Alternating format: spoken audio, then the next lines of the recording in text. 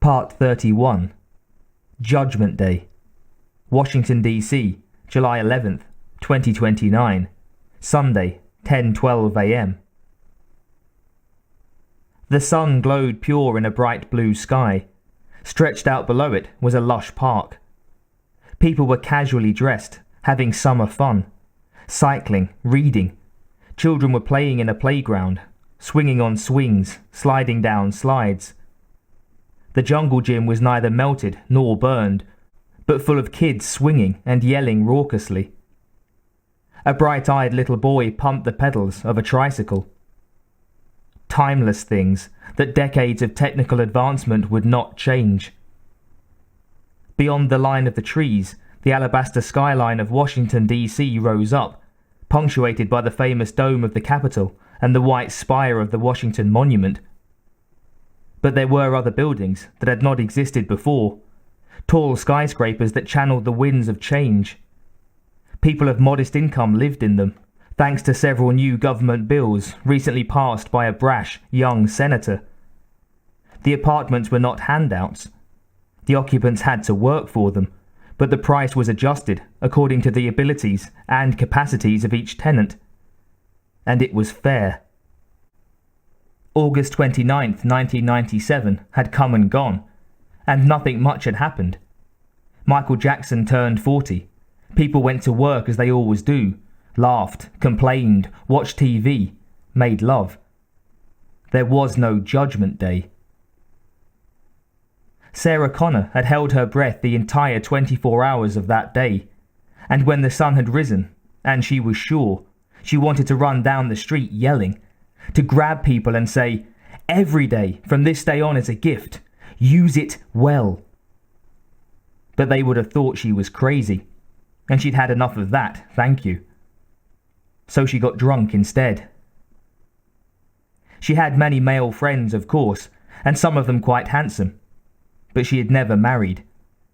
And she wasn't sad about it, or bitter, because Kyle was not dead, and his mission had not been a failure. If time had twisted into a loop, it was he, more than anyone, who had, by his sacrifice, caused it to untangle. He was the center of the circle. For he'd come out of the ruins carrying the genetics that helped him survive and seed the forces that would alter history. But where did he come from? Who was his mother? Where was his family now? She even hired someone to look for him, the alternate him anyway, the one who, like the rest of the world, would be born and survive and never know that there had been, on one timeline, a nuclear war and a desperate battle for survival. Kyle was not dead, but living somewhere in her world. Probably married to a nice woman, maybe with a few kids, doing something ordinary. Of course, he would not know her, or love her, or understand why she would look at him with eyes filled with tears of love and gratitude. Because he was not that Kyle Reese, the one she had loved, and who had gone back in time to die before he was born.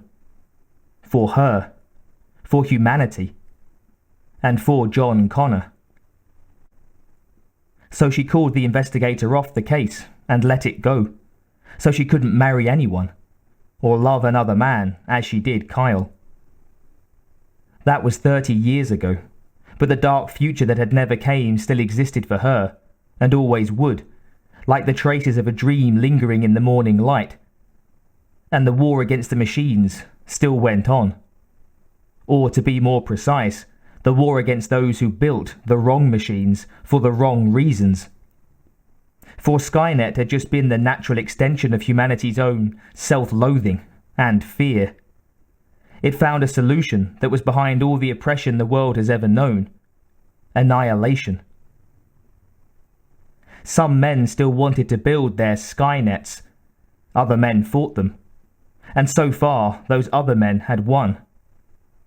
And although there was still occasional war, famine, government corruption, people had taken a step forward on the evolutionary scale, a step they never realized had been taken, except by a handful of them who had defied fate, or, as Sarah now thought of it, steered it a little towards a more healing path.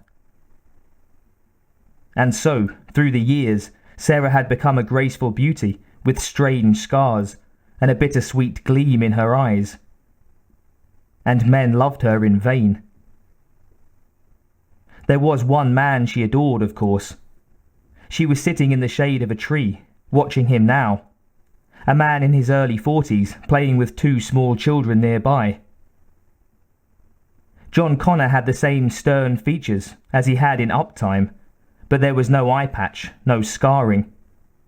He was far from the haggard man of grim destiny that he was in a world that might have been.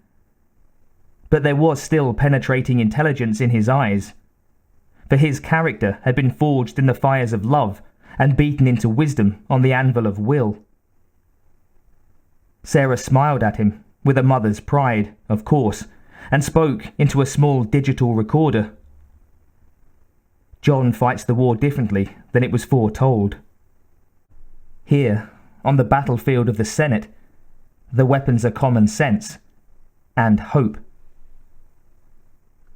She lowered the recorder, remembering the first tapes she had recorded for her son before he was even born, so long ago on that wind-swept Mexican road, and of the book she had recorded through his years of growing up. She still had them, of course, and was even now adding to them. An oral history that would stay in her family and be passed down through the ages, probably until it became bemusing myth, or relevant fact, when humanity finally found out how to time travel. A pretty 4-year-old girl ran to her and pointed at her shoe. "Tie me, Grandma!" Grandma Sarah smiled warmly and bent down over as the little girl put her foot up on the bench. When all was finished, the girl gave Sarah a peck and ran off to play with her father. There was no need to weep for Sarah, for she had love, and now she had time to reflect and put it all into perspective, while her son carried on the fight for her and Kyle. She picked up the recorder again and continued speaking into it, while her eyes went skyward, to the deep blue richness of an atmosphere healing from pollution. The luxury of hope was given to me by the Terminator, because if a machine can learn the value of human life, maybe we can too.